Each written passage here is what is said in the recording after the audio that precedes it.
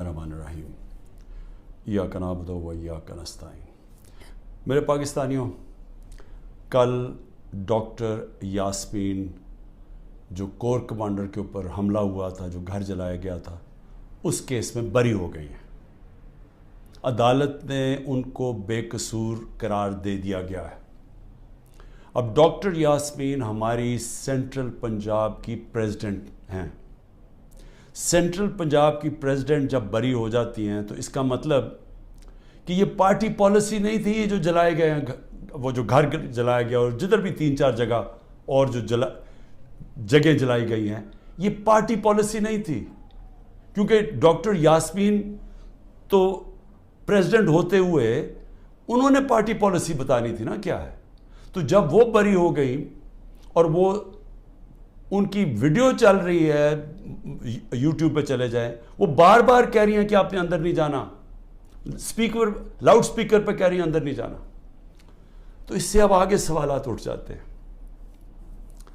कि क्या ये जो लोगों को अंदर डाला गया, 10,000 से ज़्यादा लोग जेलों में हैं, क्या ये एक प्री प्लान एक मंसूबा बना हुआ था कि इसकी आड़ लेके ये जो कोर कमांडर का घर है और ये जो और जगहों पे आगे लगी हैं, इनकी आड़ लेके सारी पार्टी को बैन करना था? सारी पार्टी के ऊपर ये जिस तरह का इस वक्त जुल्म और तशद्दुद किया जा रहा है, क्या ये पहले से प्लान था? अब तो ये सामने आ रहा है, ये तो अब वाज़ेह हो गया है कि कहीं भी आप जाके मुझे ये बता दें कि मैंने कहा हो कि कानून से बाहर जाना है, पुरअमन एहतजाज, धरना करना, लॉन्ग मार्च करना, जब तक वो पुरअमन रहे, ये हमारा हक है। ये मेरा आइन, मेरी कॉन्स्टिट्यूशन मुझे ये हक देती है और ये सबको पाकिस्तानियों को देती है। 3 लॉन्ग मार्चेस हमारे खिलाफ की गई, 3। बताएं कितनी FIR कटी, कितने लोगों को कितनों के घरों में घुस के उनके दरवाजे तोड़ के अंदर जाके लोगों को जेलों में डाला गया, कितनों की मार पटाई की गई, कितनों के ऊपर टेयर गैसिंग की गई। और मुझे ये बताएं कि अब जो हमारे लोगों को अंदर डाला हुआ है, क्या कोई इसके ऊपर इंडिपेंडेंट इंक्वायरी होगी या नहीं होगी? देखिए, ये हो ही नहीं सकता। ये दुनिया का कानून नहीं है कि आप ही जज करें, आप ही फैसला करें सजा और आप सजा दे दें, जज, ज्यूरी, एक्सिक्यूशनर। ये तो दुनिया में कहीं भी नहीं होता।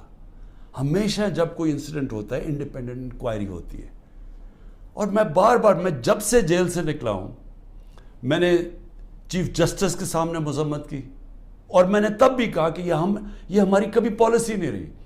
जो पार्टी इलेक्शन चाह रही है वो इंतशार नहीं चाहती, क्योंकि इंतशार तो वो चाह रहे हैं जो इलेक्शन से भाग रहे हैं।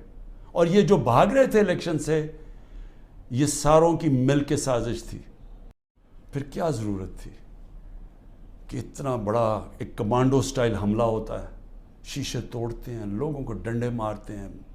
जिस तरह के वो बेचारे वहाँ काम करने वाले जो रजिस्ट्री ऑफिस में थे, उनको मारें पड़ती हैं, कंप्यूटर तोड़ देते हैं, शीशे तोड़ देते हैं। और मुझे एक दहशतगर्द की तरह पकड़ के लेके जाते हैं, जो सारी दुनिया में वो चली जाती हैं तस्वीरें। तो उसका बाद तो रद्द अमल आना था। तो अब मैं ये सोच रहा हूं कि क्या ये जान के किया गया था? क्योंकि मुझे आराम से भी पकड़ सकते थे, मुझे पुलिस भी पकड़ सकती थी, मैं हाई कोर्ट से बाहर निकलता तब भी पकड़ सकते थे, मेरे साथ तो कोई लोग ही नहीं थे। तो क्या वो सारा कुछ करना, वो मार धाड़ करना, क्या ये मंसूबे का हिस्सा था? और यकीन करें, जैसे ही मैं अंदर गाड़ी के बैठा हूं, जब उन्हें पकड़ के लेके गए, बड़ी मेरे से तमीज़ से बातें हुई, कोई मेरे से बुरा सलूक नहीं हुआ, वहाँ से लेके नैब में। तो क्या ये दिखाने के लिए सब कुछ था, जिसका रद्द अमल आया और वो पहले से प्लान किया हुआ था, ये जो सब कुछ हुआ है? मैं फिर से कहता हूँ कि अगर सच पे पहुँचना है तो वो सिर्फ एक तरह की एक इंडिपेंडेंट इंक्वायरी की जाए। और ये जो हुआ है डॉक्टर यास्मीन की जो बरी किया गया, और वो होना ही था, उन्होंने बरी, क्योंकि उनकी तो वीडियो चल रही थी, कहते कि अंदर नहीं जाना आपने, और रोक रही थी लोगों को, तो उससे तो बरी होना था। लेकिन ये हमारी प्रेसिडेंट थी सेंट्रल पंजाब की, सारा सेंट्रल पंजाब इनके नीचे था, तो जो भी इन्होंने बोलना था वो हमारी पॉलिसी थी। ہوں کیونکہ میرے پاس اب جو نکل کے آئے ہیں کارکن، ابھی میں باہر میرے ایک کارکن جس کو 17 دن جیل میں رکھا ہے وہ واپس آیا، سارے ایک ہی کہانی سنا رہے ہیں، اتنے زیادہ لوگ ہیں، جیل چھوٹا ہے، سب کو وہاں بند کیا ہوا ہے، یعنی وہ جیل میں گنجائش ہی نہیں ہے جو جیلوں میں جتنے زیادہ لوگوں کو انہوں نے بند کیا ہوا ہے۔ کس حالات میں وہ رہ رہے ہیں، کس طرح گندگی ہے وہاں، کھانا ان کو دیا نہیں جاتا، 2 دن کہتا ہم نے روزے رکھے ہیں، کھانا ہی نہیں تھا، اور پھر ان سے جو سلوک کیا گیا ہے، یعنی ایسے رکھا گیا، یہ پولیٹیکل ورکرز ہے، انہوں نے کوئی کرائم نہیں کی، ان کی ابھی تو کرائم ثابت ہی نہیں ہوئی، اور پھر وہ بتاتے ہیں ہم جاتے تھے ادھر عدالت میں، وہاں سے نکلتے تھے دوسرے کیس پہ اندر ڈال دیا۔ اب یہ جو آدمی نکلا ہے، یہ صرف یہ کوئی 40 لوگ رہا ہوئے ہیں، 40 میں سے 7-8 نکلے ہیں، باقیوں کو پھر جیلوں میں ڈال دیا۔ تو یہ مجھے بتائیے کون سا قانون ہے آج پاکستان میں؟ میں یہ سوال پوچھتا ہوں کہ جو بھی آج حکمرانی کر رہے ہیں، کیا ان کو اندازہ ہے کہ یہ پاکستان کو کتنا نقصان پہنچایا جا رہا ہے؟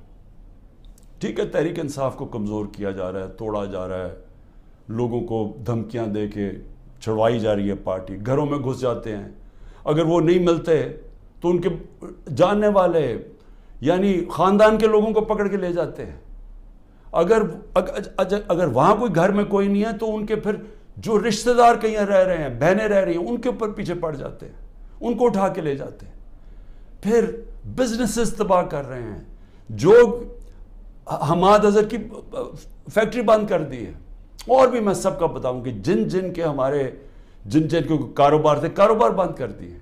عاطف خان کا کاروبار 100 سے زیادہ لوگ وہاں کام کرتے تھے، وہ بند کر دیا، وہ ایکسپورٹ کرتے تھے چیزیں، وہ رہ گئی بیچ میں۔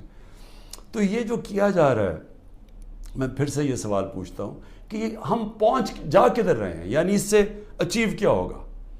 تحریک انصاف کمزور ہو گئی، تحریک انصاف اتنی کمزور ہوگی کہ وہ الیکشن لڑنے کے قابل نہیں ہوگی، ملٹری کورٹس سیٹ اپ کیے ہیں ایک ہی وجہ سے کہ میرے کوئی بھی کیس کے اندر مجھے سزا نہیں ہو سکتی، سارے میں نے وکیلوں کے ساتھ سارے بوگس کیسز ہیں، تو آخر میں ملٹری کورٹ میں سزا دیں گے، یہ کھولے اس لیے کہ عمران خان کو سزا دی، چلیں جی میں جیل میں چلا گیا، اب آگے چلیں گے، اس کے بعد کیا ہوگا؟ اس کے بعد پوچھنے کی بات یہ کہ کیا پاکستان جو تیزی سے اس دلدل میں پھنستا جا رہا ہے، اس میں نکل جائے گا؟ کیا ہماری معیشت جو اس وقت کبھی اتنے برے حالات میں نہیں تھے جو آج ہے، کیا یہ جو مہنگائی پاکستان کی تاریخ میں سب سے زیادہ 12.4% تھی جب ہم اقتدار میں تھے 1 سال پہلے، آج وہ 38% پہ پہنچ گئی ہے؟ یعنی لوگوں کو تنخواہ دار طبقے کے لیے اب وہ عذاب آ گیا ہے اور آتا جائے گا، بجلی کے بل نہیں دیے جائیں گے ان سے۔ 2 سال ایوریج اوسط جو ہماری اکانومی بڑھ رہی تھی وہ 6% تھی۔ 6% کا مطلب یہ ہے کہ پاکستان کی تاریخ میں یہ وہ 2 سال تھے جدھر سب سے زیادہ معیشت اوپر جا رہی تھی۔ اور میں یاد کرا دوں جو پچھلی دوروں میں جب ایسے گئی ہے تو امریکی ڈالر آ رہے تھے، ایوب خان کے دور میں سیٹو اور سینٹو کا پیکٹ تھا، ہم ان کے ساتھ ملے ہوئے تھے، ہمیں ڈالر آ رہے تھے۔ ضیاء الحق کے دور میں ہم افغان جہاد کا حصہ بنے تھے، تب بھی ڈالر آ رہے تھے۔ جنرل مشرف کے دور میں 1-2 سال جو ترقی ہوئی تھی وہ ہم وار آن ٹیرر میں ان کے ساتھ ملے ہوئے تھے، تب بھی ڈالر آ رہے تھے۔ یہ باہر سے ڈالرز آنے کے بغیر ملک میں 6% اوسط ہماری جو اکنامک گروتھ ہوئی، اور یہ ایک شعبے میں نہیں ہوئی۔ زرعی جو ہم نے چینجز کیے، جو انسینٹیوز دیے، 4.5%، 17 سال کے بعد ہماری زرعی گروتھ ہوئی۔ ہماری جو لارج سکیل مینوفیکچرنگ تھی، جو اصل نوکریاں ہیں، وہ 17 سال کے بعد وہ اتنی تیزی سے بڑھ رہی تھی 10.4% پہ۔ تو جو انڈسٹری بھی بڑھ رہی تھی، ہماری زراعت بھی، جو پروڈکشن سینٹر سے بڑھ رہے تھے، پہلی دفعہ زور لگایا تھا ہم نے آئی ٹی کے اوپر، ٹیکنالوجی کے اوپر، جو 75% اس کی ایکسپورٹس بڑھ گئی تھیں، اور آگے انہوں نے اور آگے جا رہا تھا۔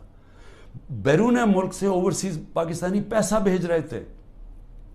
روشن ڈیجیٹل اکاؤنٹ میں $5 ارب آ چکا تھا، اور 1.5 سال کے اندر، اور تیزی سے بڑھ رہا تھا، یعنی بیرون ملک پاکستانیوں کا پیسہ آنا شروع ہو گیا تھا. بڑے پروجیکٹس تھے ہمارے، جس طرح وہ راوی سٹی، اس طرح کے بڑے پروجیکٹس میں اوورسیز پاکستانی کا ہم نے پیسہ لے کے آنا تھا، کیونکہ ابھی تو صرف گھروں میں گھر لیتے ہیں نا، وہ زیادہ سے زیادہ ریل اسٹیٹ میں. لیکن اصل جو پیسہ جب آپ پورا شہر بنا رہے ہیں، اس میں اصل پیسہ آنا تھا، ڈالرز آنے تھے پاکستان میں. اور جو اگر یہ سندھ حکومت نہ ہمارا وہ پروجیکٹ بنڈل آئلینڈ کا ختم کرتی، بڑے بڑے اربوں ڈالر کی وہاں انویسٹرز تیار تھے آنے کے لیے، تو پاکستان میں ڈالرز بھی آ رہے تھے. اتنے زیادہ، جو آپ بڑے بڑے بزنس مین سے پوچھیں کبھی اتنے ان کے نفع ہوئے ہیں، بزنسز بڑھ رہی تھی.